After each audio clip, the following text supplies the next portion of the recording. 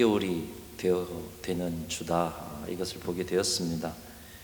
6개월이 되어도 아직 인사 한번 하지 못한 우리 성도님들이 계실 것이고, 지금 온라인으로만 만나신 분들도 계실 텐데, 참 코로나 바이러스가 야속하다 생각도 들지만 우리 하나님께서는 결국에 회복의 때를 우리에게 허락해 주실 줄로 믿습니다. 그때가 오면 서로 얼굴과 얼굴을 마주하고 교제하고 또 열정적으로 하나님을 위해서 섬기고 그 예배의 기쁨을 함께 누리고 그런 때를 하나님이 속해 주실 텐데, 우리 재난의 때에도 잘 버텨내시고 그때를 기약하시고 특별히 흩어져서도 순천중앙교회로 살아가신 우리 모든 성도님들이 되실 수 있기를 간절히 소망합니다. 오늘 말씀을 보면은 하나님의 약속으로부터 시작되고 있습니다. 이스라엘 백성들을 향한 하나님의 선하신 약속. 자, 어떤 약속으로부터 시작되고 있는지 1절 말씀 우리 함께 같이 읽어보겠습니다. 1절 같이 읽겠습니다. 시작. 여호와께서 모세에게 이르시되 여기를 떠나서 내가 아브라함과 이삭과 야곱에게 맹세하여 내 자손에게 주기로 한 그 땅으로 올라가라. 하나님께서 이스라엘 백성들에게 이제 가나안 땅으로 올라가라. 그리고 2절 3절 계속 보면 내가 거기에 속한 족속들을 일이 있는데 먼저 앞서 사자들 보내고 사람을 보내어서 그 땅을 정복하게 해주겠다, 이렇게 약속하고 계십니다. 여러분, 이 약속을 받아든 이스라엘 백성들은 얼마나 기뻤겠습니까? 출애굽을 한 이유도 430년 동안 고대하였던 것도 그들은 가나안 땅에 들어가는 것, 이 약속을 이제 이루어주겠다고 가나안으로 올라가라 말씀하시니 정말 기쁘고 감사하고 감격했을 것입니다. 우리 하나님은 이렇게 한번 약속하신 것은 어떤 상황에서든지 반드시 이루고야 마시는 신실하신 하나님이신 줄로 믿습니다. 근데 우리 하나님의 신실하심이 어디까지냐? 오늘 보면 바로 직전 출애굽기 32장에 보면 이스라엘 백성들이 우상 숭배를 하는 장면이 나오고 있습니다. 하나님이 그들에게 주신 은혜와 은사를 가지고 우상의 재료로 사용하고 송아지 우상을 만들어 놓고 그 송아지 우상에게 번제와 화목제를 바치고 그것을 즐거워하고 축제를 하며 뛰놀던 이 부패한 백성들, 그런데 그런 백성들까지도 인도하셔서 하나님께서 조상들에게 맹세하셨던 약속의 땅, 그 젖과 꿀이 흐르는 땅을 주겠다, 이 약속을 주고 계시는 것입니다. 사랑하는 성도 여러분, 우리 하나님은 신실하신 하나님이시로되 저와 여러분이 때때로는 부족하고 연약하여서 넘어지고 쓰러질지라도, 때로는 세상 쫓아가는 그 연약함에 빠져 있을지라도 그때조차도 신실하셔서 저와 여러분의 인생을 결국에야 하나님이 원하시는 그곳에 세우시는 바로 그 하나님이 저와 여러분이 믿는 하나님이신 줄로 믿습니다. 이스라엘 백성들이 얼마나 감사하고 얼마나 기뻤는가. 그런데 오늘 본문을 보면 마냥 기뻐하고 있을 분위기가 아닌 것 같습니다.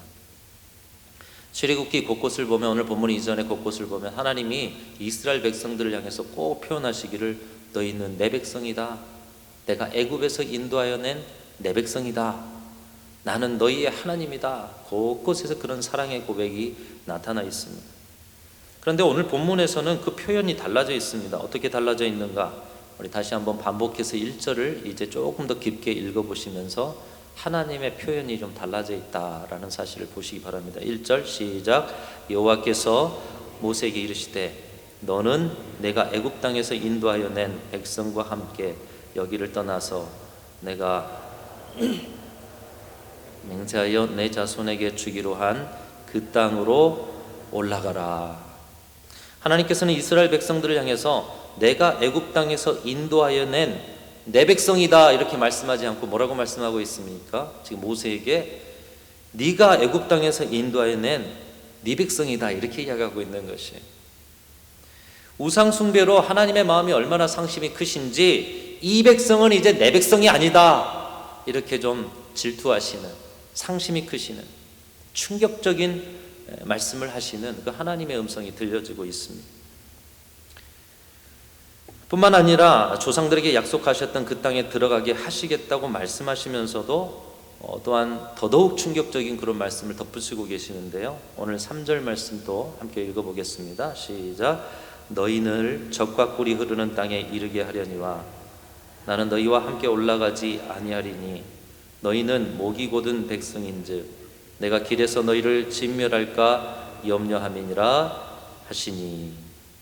하나님께서는 조상들에게 하셨던 약속을 이루어 주시기 위해서 이 이스라엘 백성들을 적과 꿀이 흐르는 땅으로 인도하겠다 말씀을 하시는데, 거기에 덧붙여진 말씀이 뭐죠? 나는 너희와 함께 그 땅으로 올라가지 않겠다, 이렇게 말씀하고 계시는 거예요. 하나님이 지금 폭탄 선언을 하고 계시는 거예요. 내가 그 적과 꿀이 흐르는 땅을 너에게 주겠지만 난 그 땅에 가지 않겠다, 함께 하지 않겠다. 여러분, 이것은 얼마나 충격적인 이야기냐면 꼭 이것과 비슷합니다. 여러분, 결혼 약속을 한 두 남녀, 사랑하는 남녀가 이제 결혼식을 하려고 합니다. 근데 결혼식을 하기 직전에 이렇게 신랑이 말한다고 생각해 보세요. 아니면 신부가 말한다고 생각해 보세요. 내가 약속했기 때문에 결혼을 하지만 당신과 함께 살지는 않겠습니다, 이렇게 말한다면 여러분, 얼마나 충격적인 이야기겠어요.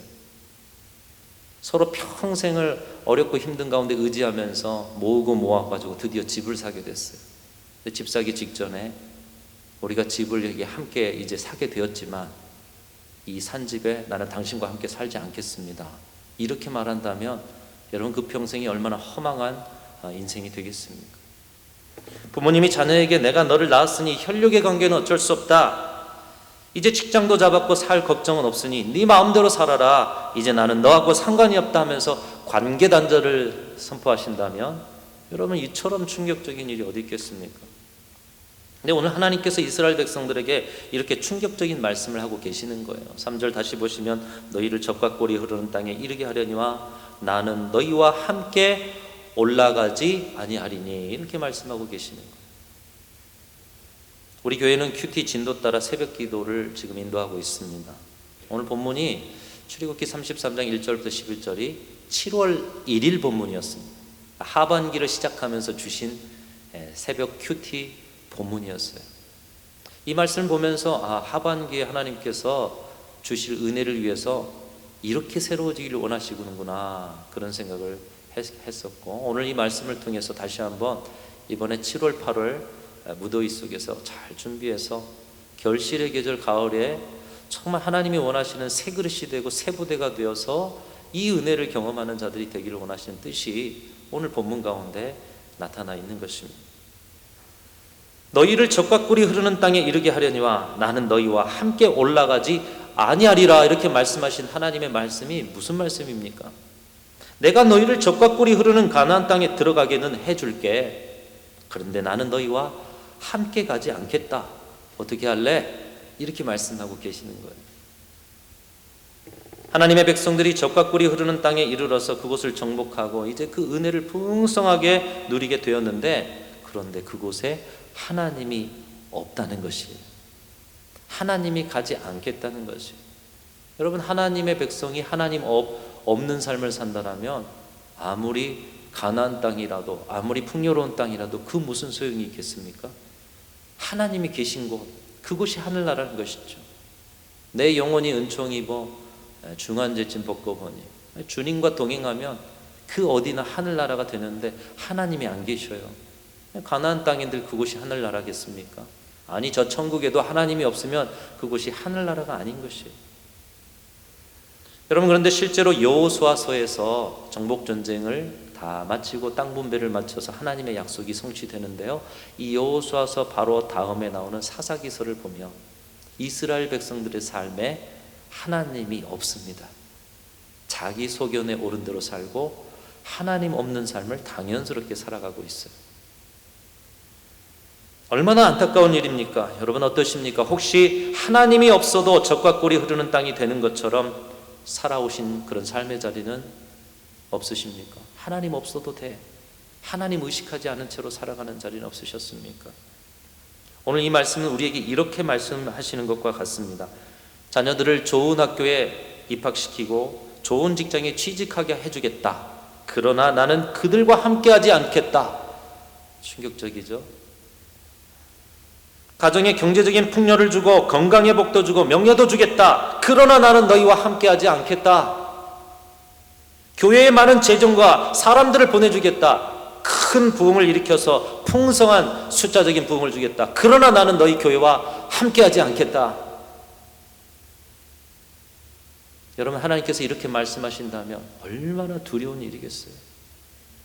오늘 이 말씀의 엄중함, 준엄함은 바로 그것입니다. 이스라엘 백성들이 이 말씀 앞에서 슬퍼하면서 자기 몸을 단정하고 회개를 하죠.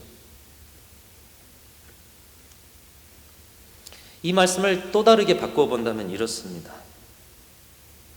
여러분, 여러분의 자녀들이 좋은 학교에 들어가셨고 또 좋은 직장에 취직했지만 하나님과의 관계에 단절된 그런 자녀는 없으십니까?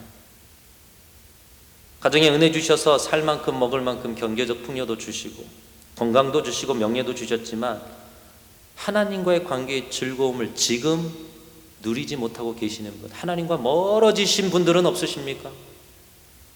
순천중앙교회를 다니시면서 직분이 있습니다. 봉사도 했습니다. 교회 안에서 모르는 사람이 없을 정도로 인지도도 있어요. 어디 가서 그래도 좋은 교회 순천중앙교회 다닌다라고 명함이라도 꺼내기 수월하고, 그렇게 순천중앙교회를 다니시지만 여러분, 교회를 다니면서도 하나님과의 관계의 즐거움을 누리지 못하시는 분, 이 신앙의 참 기쁨을 누리지 못하면서 교회에 나오시고 예배를 드리시고 봉사를 하시는 그런 분들은 없으십니까? 하나님께서 우리에게도 묻고 계시다는 것이에요. 그 모든 것을 다 줄게, 그런데 나는 너희와 함께하지 않겠다. 어떻게 할래? 묻고 계시는 거예요. 여러분, 어떻게 하시겠습니까? 근데 오늘 말씀을 계속 보다 보면 감사하게도 오늘 이 충격적인 하나님의 폭탄 선언 뒤에 모든 것을 회복한 이스라엘 백성들의 모습을 말씀이 보여주고 있습니다. 이 안타까운 상황을 잘 극복하고 하나님이 함께 하시는 은혜의 공동체의 모습이 회복되어진 것을 하나님 우리 말씀을 통해서 보여주고 계신다는 것입니다. 다시 말하면 우리에게도 하나님과 함께 동행하는 길을 가르쳐주고 계시다는 것입니다. 성경에 보면 우리가 머릿속에 그리는 하나님 나라의 모형, 교회다운 교회의 모형, 정말 천국과 같은 그런 모형을 보여주는 곳들이 많이 있습니다. 몇 가지를 이야기해 보면 예수님께서 광야에서 오병이어로 수많은 수천 명의 사람들을 먹였던 곳, 그곳에는 사랑이 있었습니다. 나눔이 있었습니다. 먹을 것도 있었고요. 거기에는 하나님의 말씀이 있었고요. 성령의 충만한 임재 속에는 모두가 하나 되어지는 그 은혜의 자리가 되었습니다. 그 오병이어의 공동체. 여러분, 마가의 다락방에서 성령 받은 그들이 복음을 전파했을 때 많은 자들이 회개하면서 수천 명이 모여들어서 초대교회를 이루었어요. 함께 은혜 받고 나니 자기의 것을 서로에게 나누면서 유무상통의 공동체, 말씀이 흥왕한 공동체, 주변이 지역이 그들을 인정하는 공동체, 그런 초대교회의 모습이 또 그런 천국과 같은 모습이었고요. 느헤미야의 수문학 광장에 모여들어서 하나님의 말씀을 들을 때 그 말씀이 하나님으로 여기고 엎드려 경배하면서 일어서서 말씀을 듣는데 시간 가는 줄 모르고 말씀 앞에 울고 겨우 느헤미야와 에스라가 말리면서 그들의 눈물을 닦았던 회개와 말씀 위에 선 공동체처럼 오늘 이런 공동체의 모습을 오늘 본문에서도 보여주고 있는 것입니다. 광야의 시내 산 밑에 또 하나의 충만한 회복의 공동체를 출애굽기 33장 오늘 말씀 속에 특별히 7절부터 보여주고 있는 것입니다. 조금 전까지만 해도 내가 너희와 함께하지 않겠다 했던 우상 숭배의 잔해가 남아서 여전히 하나님 앞에 부패한 백성으로 살아갈 그들이 오늘 1절에서 하나님의 그 말씀을 듣다가 7절까지 가보면 금세 변화된 공동체의 모습을 보여주고 있습니다. 어떤 변화가 있습니까? 첫 번째로는 그들이 하나님과의 깊은 만남을 이루고 있는 것을 보게 됩니다. 7절에 보면 모세가 진 밖에 멀리 떨어진 곳에 회막을 세웁니다. 그리고 여호와를 앙모하는 모든 자들은 다 진 밖 회막으로 나아가서 거기서 하나님을 예배하죠. 이 회막이 무엇인가? 7절을 세번역 성경으로 읽어보면 뜻이 명확해집니다. 이 회막은 성막이 지어지기 전에 한 장막을 그냥 세운 거죠. 하나님과의 교제하려고 만나려고 모세가 지혜롭게 이 장막 하나를 구별해서 세운 것인데, 이 회막이 무슨 용도로 쓰였는가? 우리 7절 세번역으로 같이 한번 읽어보겠습니다. 시작. 이스라엘 백성이 진을 칠 때마다 모세는 장막을 거두어 가지고 진 바깥으로 나가 진에서 멀리 떨어진 곳에 그곳을 치곤 하였다. 모세는 그 장막을 주님과 만나는 곳이라 하여 회막이라고 했다. 주님을 찾는 일이 생기면 누구든지 진 밖에 있는 이 회막으로 갔다. 자, 회막의 용도가 뭐죠? 주님을 만나는 곳. 누구든지 주님을 만나고 주님을 찾을 일이 있으면 가가지고 주님 만나는 곳, 회막을 세웠어요. 그들이 왜 주님을 만나려고 했을까요? 그들의 인생의 문제, 광야의 삶의 문제, 그리고 다른 어떤 것보다 주님 만나는 것이 기쁨이었기 때문에 그것을 깨닫게 되었다는 것이에요. 이전에 우상 숭배하던 그들이 이제 하나님 만남의 즐거움을 알았어요. 그 즐거움의 깊이, 하나님 만남의 깊이가 얼마나 지극한지 오늘 11절에 보면 사람이 자기 친구와 이야기함 같이 여호와께서는 모세와 대면하여 말씀하셨다. 모든 백성이 하나님 만나기를 즐거워하고 그렇게 변화되어져 가다 보니까 지도자가 하나님과 친구처럼 친밀하게 말씀하시는 그 은혜를 입게 되었다라는 것입니다. 이 은혜가 우리 교회와 여러분에게 있으시기를 주님의 이름으로 축원합니다. 저에게도 넘쳐나기를 간절히 소망합니다. 하나님과 대면하는데 친구처럼 대면하는 은혜. 첫 번째로 만남에, 하나님과의 만남이 생겨났다는 거예요. 두 번째로 이들이 바라보는 것이 달라졌습니다. 하나님의 임재를 주목하기 시작했다는 거예요. 그래서 8절에 보면 모세가 회막으로 걸어가는데 백성들이 자기 장막에 서서 모세가 가는 길을 이렇게 시선으로 쭉 따라갔다라는 거예요. 자기 일상의 현장에서 하나님을 바라보는 그 주목하는, 하나님을 앙모하는 마음이 있어서 하나님 만나러 가는 모세를 이렇게 쭉 따라가면서 회막에 들어갈 때까지 봤고요.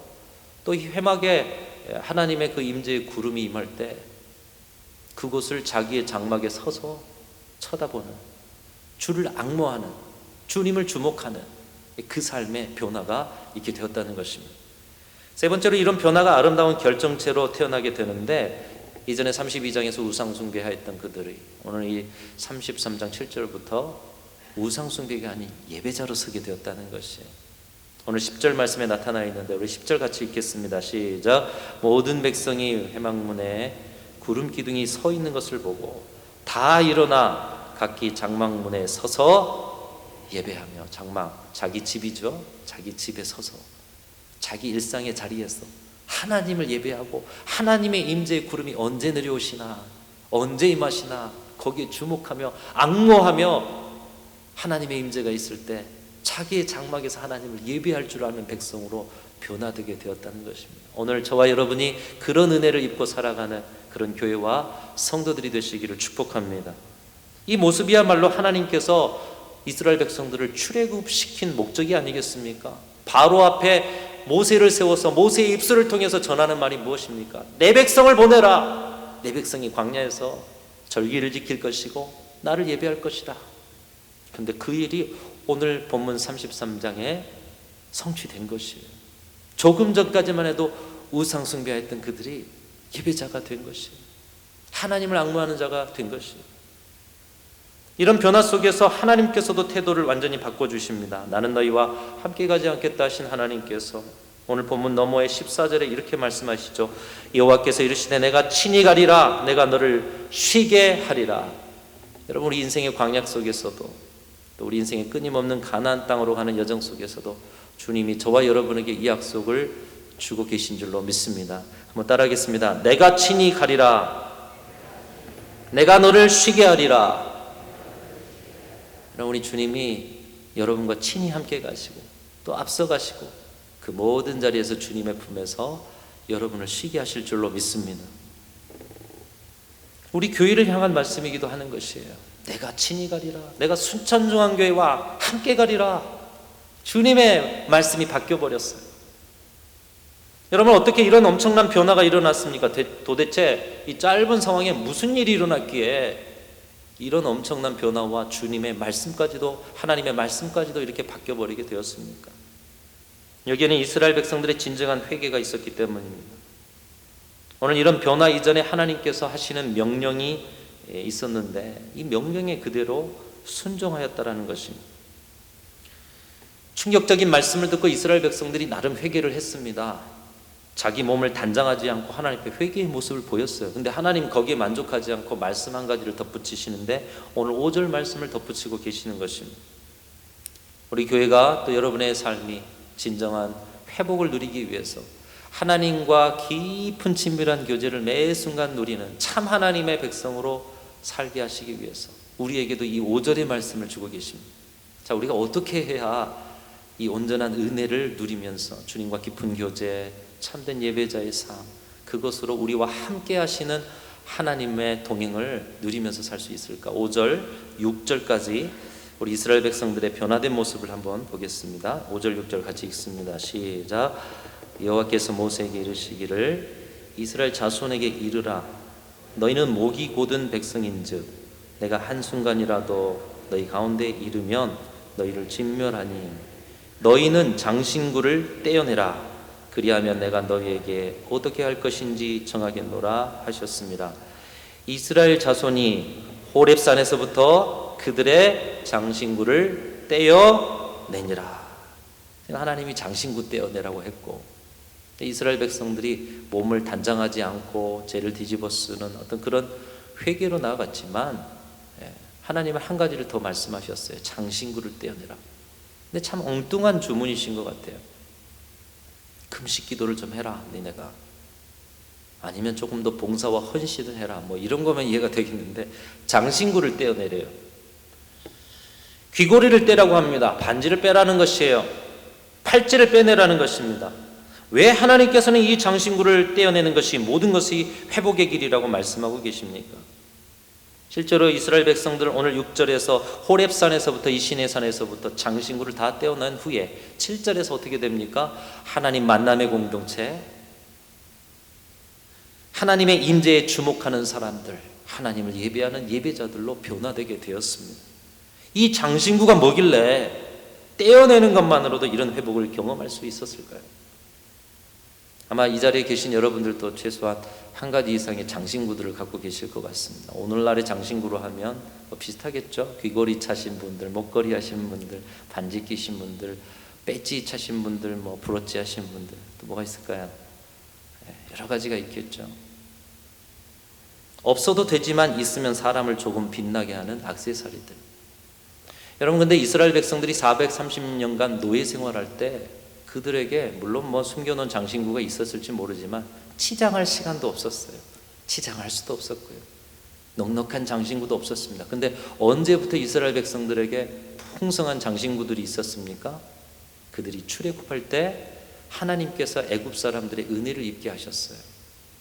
그리고 그들의 손을 통해서 이스라엘 백성들이 구하면 모든 것을 다 주게 하셨어요. 은금패물과 의복을 구하는 대로 주게 하셔서 그때 그들이 이 풍성한 장신구를 갖게 된 것입니다. 다시 말하면 그들의 손에 있었던 장신구는 그들의 수고로 받은 것이 아닌 거예요. 하나님이 주신 오직 은혜로만 주신 것, 전적인 하나님의 은혜의 증거들이었던 것입니다. 하나님께서 이렇게 그들에게 이 많은 것을 주신 이유가 무엇이었느냐? 물론 430년간의 노예의 품삯으로 바로에게 또 애굽의 사람들에게 받아온 것이지만 하나님은 이 은근패물을 통해서 이스라엘 백성들과 함께 동행하고 그들 가운데 임재하시기 위한 성막을 짓기 위한 재료로 주셨다라는 것입니다. 그런데 그들은 하나님이 주신 이 은혜의 재물을 녹여서 송아지 우상을 만듭니다. 그리고 이 은혜의 하나님의 은혜의 증거들을 자신을 치장하고 단장하는 데 사용하기에 힘썼고요. 또 이 은금패물과 장신구를 보면서 거기에 새겨진 애굽의 우상들, 애굽의 문양들을 보면서 옛날을 그리워하는 거예요. 노예 생활을 그리워하면서 하나님께 원망하고 불평을 드러내는 것입니다. 하나님이 임재할 성막을 짓는 일에 사용하도록 하나님이 은혜로 주셨건만 원래 목적대로 사용하지 못하고 오직 육신의 정욕과 안목의 정욕과 위생의 자랑을 위해서 이 은혜의 재물을 사용함을 통해서 하나님을 대적하는 우상숭배자들이 되어버렸던 것입니다. 하나님이 내가 너희와 함께하지 않겠다. 그러니 함께하고 싶냐? 장신구를 제거하라. 이렇게 말씀하고 계시는 것이에요. 여기서 장신구를 떼어내라고 해서 이 장신구를 다 내다 버렸다라고 한다면 아마 고고학적으로 이 장신구를 찾으려고 많이 애썼을 거예요. 근데 그렇지 않습니다. 오늘 우리가 읽은 말씀, 이 말씀의 6절에 호렙산에서 장신구를 다 떼어냈다 하지만 35장에 가면, 출애굽기 35장에 가면 성막을 지을 때 이스라엘 백성들이 자원함으로 성막의 재료들을 마음껏 하나님 앞에 드렸던 자리를 보게 됩니다. 그러니까 내다 버린 게 아니에요. 다시 말하면 장신구를 떼어내라는 것은 내다 버리라는 것이 아니라 하나님이 주신 그 은혜의 원래의 목적대로 사용하라는 하나님의 말씀인 것입니다. 은혜로 주신 것을 은혜를 누리기 위해서 사용하고, 하나님과 더 깊은 교제를 위해서 그 재료로 주신 것을 하나님과 교제의 그 더 깊은 것으로, 하나님께 영광 올리기 위한 것으로 원래의 목적대로 사용하라는 하나님의 명령인 것입니다. 여러분, 이 장신구를 떼어나는 말씀은 오늘 우리에게도 주시는 말씀입니다. 하나님께서 은혜로 주셨고, 그것으로 하나님과의 더 깊은 교제, 하나님의 영광의 임재를 체험하는 하나님과 동행의 삶, 그것을 위해서 사용하라고 주셨는데, 우리는 우리 자신을 치장하고 단장하는 데 사용하는 것들은 없으십니까? 자기 불안을 해소하는 자기 우상에 사용하는 것들은 없으십니까? 과거의 애굽의 노예 생활을 그리워하듯이 세상 따라가는데 사용하는 데는 없으십니까? 하나님께서 우리에게도 모든 장신구를 제거하라고 말씀하고 계시는 것입니다. 내가 은혜로 준 것들, 은혜의 목적대로 사용해라. 장신구를 떼어내라. 그렇지 않으면 내가 너희와 함께 가지 않겠다. 동행하는 인생, 동행하는 교회로 살게 하지 않겠다. 이렇게 말씀하시는 것입니다. 얼마나 무서운 말씀이십니까? 여러분에게 장신구는 무엇입니까? 하나님께서 여러분에게 각기 다르게 은혜를 주셨을 텐데, 여러분에게 주신 그 은혜의 장신구들은 무엇입니까? 광야 같은 인생길에서 하나님께서는 우리에게 모든 것을 주셨습니다. 호흡하게 하셨고요, 건강을 주셨고요, 인생의 시간을 주셨고요, 믿음도 주셔서 믿게 하셨고요, 지식과 물질과 명예와 일터와 가정과 교회와 건강, 다 가진 것들이기 때문에 빨리 읊었습니다. 여러분, 무엇을 가지고 계십니까? 어떤 장신구들이 있으십니까? 그러나 여러분의 지식이 여러분의 자녀들의 명석함이 하나님과의 관계를 깊게 할 수 없고 하나님께 영광이 되지 않는다라면 주님 말씀하시는 거예요. 그 장신구를 떼어내라고 말씀하고 계시는 거예요. 지식이 하나님과의 관계를 멀게 한다며 그거 떼어내야 된다. 여러분에게 좋은 직장을 주셨고 사업장을 주시고 일터를 주셨는데 그것을 통로로 삼고 하나님과 더 깊은 교제로 나아가라고 하나님께 영광 돌려 주셨는데, 직장과 사업장과 주신 재물 때문에 하나님과 멀어지고 있다라면 그 장신구를 떼어내라고 말씀하고 계시는 거예요.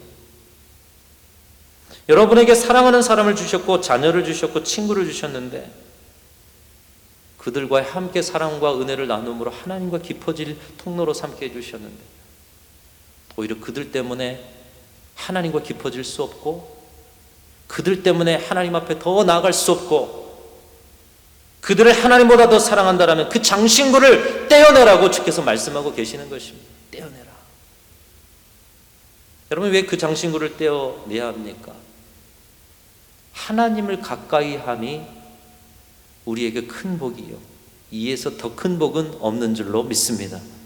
우리 믿음의 사람들이 하나님 없는 삶을 살아가는 것처럼 지옥 같은 인생이 어디 있습니까?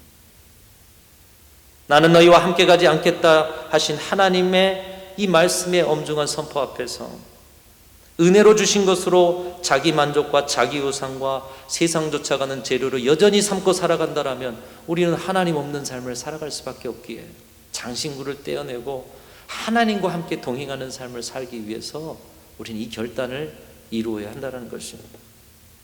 적과 꿀이 흐르는 가나안 땅에 들어가지만 하나님이 함께하지 않으시는 가나안 땅, 하나님의 백성에게는 의미가 없는 거예요. 차라리 광야에서도, 메마르고 황량한 그 광야에서도 하나님이 함께 하신다면 그곳이 천국이 되는 줄로 믿습니다. 여러분, 지금 광야 같은 시간을 보내실지라도 하나님이 함께 하시면 복된 자리예요. 근데 풍요롭고 안정적인 가나안 같은 자리에 있어도 하나님과 멀어지셨습니까? 불행한 자리이신 거예요. 장신구를 가지고 하나님이 원하시지 않는 자리에 서 계신 거예요. 다윗은 그 기쁨을 시편 63편에서 고백하고 있습니다. 오늘 이스라엘 백성이 하나님 만나고 하나님을 주목하고 하나님을 예배했던 그 기쁨, 광야에서 자신의 인생의 고난의 여정에서 도망자의 길에서 그 아들의 배신 앞에서 수많은 사람들의 손가락질 앞에서 광야로 떠나면서 광야에서도 그런데 자기에게 있는 기쁨이 하나님과의 관계의 기쁨입니다. 시편 63편에서 말씀하고 있어요. 우리 1절 1절부터 쭉 한번 같이 읽어보겠습니다. 시작. 하나님이여 주는 나의 하나님이시라. 황폐한 땅에서 내 영혼이 주를 갈망하며 내 육체가 주를 앙모하나이다. 주의 인자하심이 생명보다 나음으로 내 입술이 주를 찬양할 것이라. 이름으로 나의 평생에 주를 송축하며 주의 이름으로 말미암아 나의 손을 들리이다. 여러분, 지금 다윗이 광야에 메마르고 황폐한 곳, 물이 없어 말라가는 인생의 여정을 걷고 있어요. 근데 그곳에서도 내 손을 들고 하나님을 예배하고 내가 하나님을 갈망합니다. 하나님 안에 내가 있습니다. 이 하나님과의 깊은 교제를 누리고 있지 않습니까? 얼마나 부러운 신앙이고 얼마나 이 신앙의 신비와 기적이 넘쳐나는 신앙입니까? 이스라엘 백성들 또한 자신들의 장신구를 떼어내어 은혜로 주신 것을 원래의 목적대로 다시 드리면서 이 신앙의 신비와 능력과 즐거움을 회복하였던 것입니다. 오늘 우리에게도 그것을 하나님이 원하고 계십니다. 여러분, 하나님 주신 장신구를 혹시 하나님이 원하시지 않는 그 일했으므로 하나님과는 멀어지고 하나님과는 동행하지 못한 길이 있다면 우리 하반기에 다시 한번 오늘 백성의 이스라엘 모습을 회복하고 진정한 예배 공동체로 거듭나서 내가 너희와 함께 하겠다, 내가 친히 가겠다, 내가 너희를 쉬게 하겠다 하시는 하나님의 그 약속을 받아서 누리면서 이 신앙의 신비가 즐거움이 넘쳐나는 교회와 성도들로 살아가실 수 있기를 주님의 이름으로 축원합니다. 우리에게 있는 모든 것 하나님이 은혜로 주신 것입니다. 나를 위해, 단장을 위해, 세상 쫓아가기 위해, 또 나의 자기의 불안 해소를 위한 자기 우상을 위해 사용하지 마시고 오직 하나님이신 원래 목적대로 그 깊은 친밀함으로 나아가는 즐거움이 넘쳐나시기를 간절히 소망합니다. 하나님 아버지, 감사합니다. 주님과 깊은 교제의 즐거움에 빠져들게 하여 주시옵소서. 잃어버렸다라면 우리의 장신구를 다 떼어놓고 오직 하나님과 나만 독대하여 더 깊어지는 모세와 같은 그 기쁨을 우리가 누리게 하여 주옵소서. 그런 교회와 성도들로 세우시겠다, 내가 친히 함께 가겠다 약속하신 하나님의 말씀을 주셔서 감사합니다. 그 말씀이 언제까지나 우리에게 주시는 생명의 말씀인 줄로 믿습니다. 하나님 동행하여 주시옵소서. 예수님의 이름으로 기도하옵나이다. 아멘.